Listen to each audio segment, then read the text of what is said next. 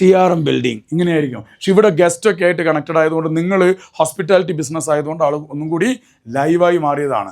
അല്ലെങ്കിൽ നമ്മൾ അതുകൊണ്ടാണ് പറയണത്, one thing is very clear, നമ്മൾ എവിടെയാണോ ജനിച്ചത്, ആർക്കാണോ നമ്മൾ ഉണ്ടായത് എന്നുള്ളതിനേക്കാൾ നമ്മൾ എങ്ങനെയാണോ ഇപ്പം എന്നുള്ളത് വളരെ ഇമ്പോർട്ടൻ്റ് ആണ്. നമ്മൾ പൊതുവിൽ പറയുന്നത് എപ്പിജെനറ്റിക് എന്ന് പറയും. What is a genetic? താങ്കൾക്കൊരു ജെനറ്റിക് ഉണ്ട്. What is a genetic? താങ്കളുടെ അച്ഛൻ്റെ അമ്മേൻ്റെയോ കളറോ ഐ കളറോ ഹെയർ ടെമ്പർമെൻറ്റോ ബോഡി ടെമ്പർമെൻറ്റോ സൈസോ ഹൈറ്റോ ഒക്കെ ആയിരിക്കും കിട്ടിയിട്ടുണ്ടാവുക. That is a heredity inheritance എന്ന് പറയും. പക്ഷേ താങ്കളുടെ കളറോ ഷേപ്പോ അല്ല താങ്കളുടെ ജീവിതം നിർണ്ണയിക്കുന്നത്. എപ്പിജെനറ്റിക് എന്ന് പറയും. എന്താണ്? ജെനറ്റിക്കിനപ്പുറമാണ് എപ്പിജെനറ്റിക് എന്ന് പറയുന്നത്. നമ്മൾ എവിടെയാണോ ജീവിക്കുന്നത്, ആരോടാണോ സംസാരിക്കുന്നത്, കൊറോണ പകരുന്നത് പോലെ, ജലദോഷം പകരുന്നത് പോലെ നമ്മളുടെ കമ്പനിയിൽ വികാരങ്ങൾ പകരും. എന്താ വികാരങ്ങൾ പകരുക എന്ന് പറഞ്ഞാൽ, നമ്മളുടെ കൂടെ വർക്ക് ചെയ്യുന്നത് നെഗറ്റീവ് ടീമാണെന്ന് വിചാരിച്ചോളൂ. ആ കമ്പനിയിൽ ഫുൾ നെഗറ്റീവായിരിക്കും. എന്തെങ്കിലും ഒരു കാര്യമില്ല, നീ എന്തിനാ ഇവിടെ ജോയിൻ ചെയ്ത്, എത്രങ്ങാണ്ടും കമ്പനി ഉണ്ട് എന്ന് നെഗറ്റീവ് പറഞ്ഞാൽ ഈ കുട്ടി നല്ല ആത്മാർത്ഥതയോട് കൂടിയിട്ട് പണിയെടുക്കാൻ വന്നിരിക്കും. കാറ്റഴിച്ച വെലൂണ് പോലെയായി പോകും.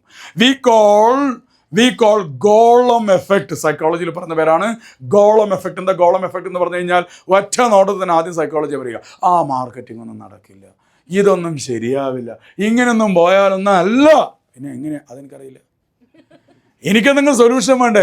വായിത്താളം എന്നുള്ളത് മാത്രം നമുക്ക് കാണാൻ വേണ്ടി പറ്റും. അപ്പോൾ നമ്മൾ അറിഞ്ഞു വരേണ്ടത് എന്താണെന്ന് പറഞ്ഞാൽ, it is not about like try to understand നമ്മൾ എവിടെ ജീവിക്കുന്നു, ആരോട് ഇടപഴകുന്നു, നമ്മൾ എന്തുകൊണ്ടാണ് കാസർഗോഡുകാരൻ്റെയും മലപ്പുറക്കാരൻ്റെയും കണ്ണൂരുകാരൻ്റെയും കോട്ടയക്കാരൻ്റെയും കൊല്ലംകാരൻ്റെയും വയനാടുകാരൻ്റെ ഭാഷകൾ ഡിഫറൻ്റ് ആയത്.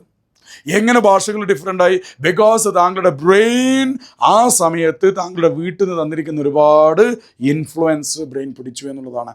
U show me your 5 friends, I will tell your character. താങ്കളുടെ 5 ഫ്രണ്ട്സിനെ പറഞ്ഞു തന്നാൽ താങ്കളുടെ ക്യാരക്ടർ ഞാൻ പറഞ്ഞുതരാം. എന്തുകൊണ്ടാണ്? താങ്കളുടെ 5 ഫ്രണ്ട്സിൻ്റെ ടോട്ടൽ ക്യാരക്ടർ ഡിവൈഡഡ് ബൈ 5 ആയിരിക്കും താങ്കളുടെ ക്യാരക്ടർ. മീൻസ് ടോട്ടൽ ക്യാരക്ടർ എന്ത് ചെയ്തിട്ടും ഇൻഫ്ലുവൻസ് ചെയ്തിട്ടുണ്ടാവും, ഒരു ഡൗട്ടും ഇല്ല. അപ്പം നമ്മളുടെ കൂടെയുള്ള ആൾക്കാരുടെ ക്യാരക്ടറും ബിഹേവിയറും ആറ്റിറ്റ്യൂഡും ഒക്കെ നമ്മളിലേക്ക് വരും. അപ്പോൾ സീനിയർ ആയിട്ടുള്ളൊരു മെമ്പർ, ആ മെമ്പർ എങ്ങനെയാണോ ക്യാരക്ടറെ ഡിസ്പോസ് ചെയ്യണത് അതുപോലെയായിരിക്കും കൂടെയുള്ള മുഴുവൻ ടീമും. അതുകൊണ്ടാണ് മാനേജർ വളഞ്ഞാൽ 64 വളഞ്ഞു എന്ന് പറയും. മാനേജർ വളഞ്ഞാൽ, മോന്തായം വളഞ്ഞാൽ 64 വളയും എന്ന് പറഞ്ഞാൽ എന്താ? മോന്തായം എന്ന് പറഞ്ഞാൽ ഏറ്റവും ടോപ്പിലുള്ള ആ ഇത് ബേസ്, അല്ലെങ്കിൽ ടോപ്പിൽ കൊടുക്കുന്ന ലിൻഡിൽ, അത് വളഞ്ഞു പോയാൽ പിന്നെ അതിൻ്റെ കൂടെയുള്ള മുഴുവൻ എന്ത് ചെയ്യും? വളഞ്ഞു പോകും. അപ്പോൾ നമ്മൾ എന്ത് ചെയ്യണം? We must be a role model when you work in a company. Never be in to the ഗോളം. You have to go for a Pygmalion effect എന്ന് പറയും. എന്താ? ഒരു കാര്യം നമ്മൾ വളരെ പോസിറ്റീവായിട്ട് കാണുക. Never go for a criticism. ഒരിക്കലും നമ്മൾ വെറുതെ ക്രിറ്റിസിസം ചെയ്യാൻ വേണ്ടി പാടില്ല. Always go for a constructive criticism. ഒരാളെ വിളിക്കുക, 1-to-1 എടുക്കുക, അവരോട് ബോധ്യപ്പെടുത്തി കൊടുക്കുക, എന്താണ് പ്രശ്നം, എന്താണ് ഗ്യാപ്പ്, എന്താണ് സ്കിൽ ഷോർട്ടേജ്, എങ്ങനെ പെരുമാറണം, എങ്ങനെ പറയണം. അല്ലാതെ അവൾ ശരിയല്ല, ഇവൻ ശരിയല്ല, അവൻ ശരിയല്ല. Never go for A blame game. ഈ ബ്ലെയിം ഗെയിം എന്നുള്ളതാണ് ഏറ്റവും വലിയ പ്രശ്നം. നമ്പർ 1 കമ്പനിയുടെ ശാപം.